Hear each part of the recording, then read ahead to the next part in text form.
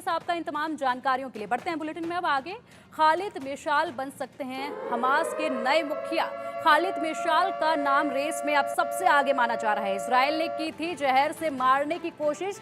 मिशाल ने हमास के गठन में अहम भूमिका निभाई। ईरान के साथ मिशाल के संबंध तनावपूर्ण रहे हैं। खलील अल हया का नाम भी अब इस रेस में शामिल माना जा रहा है। तो खालिद मिशाल अब बन सकते हैं हमास के नए मुखिया। आपको बता दें कि हमास के पॉलिटिकल चीफ रहे हैं इस्माइल हानिया और उनके मारे जाने के बाद अब मिशाल जो है वो बन सकते हैं हमास के नए चीफ। और जिस तरीके से पूरा मामला चल रहा है उसके बाद अब ये कई तरह की अटकलें आ रही हैं। हालांकि ये कहा गया था कि किसी भी तरह का कोई भी फर्क नहीं पड़ने वाला है किसी एक नेता के जाने से संगठन जो है वो काफ़ी मजबूत है। हमास के प्रवक्ता मूसा का कहना है कि हमास संगठन इतना मजबूत है कि किसी भी नेता की मौत का संगठन पर कोई असर नहीं पड़ेगा और जल्द ही कार्य उसी तरीके से चालू होगा। फिलिस्तीन के आतंकवादी समूह हमास के चीफ रहे इस्माइल हानिया को इजराइल ने मार गिराया। इजराइल की सेना IDF ने ईरान के तेहरान में किए गए हवाई हमले में इस्माइल हानिया की मौत हो गई।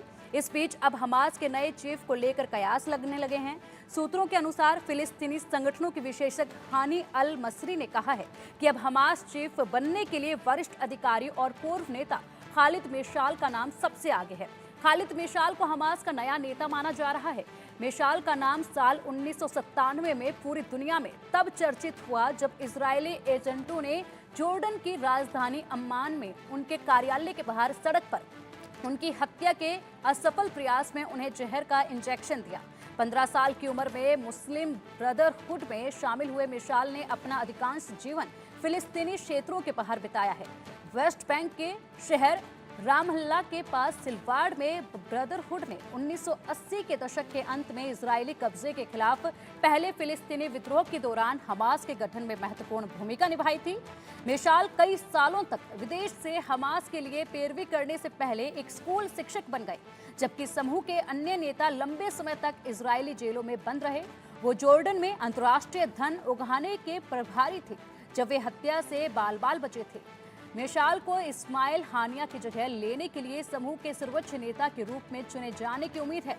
हानिया की बुधवार की सुबह ईरान में हत्या कर दी गई थी, जिसके बाद तेहरान और हमास ने इजराइल के खिलाफ प्रतिशोध की कसम खाई।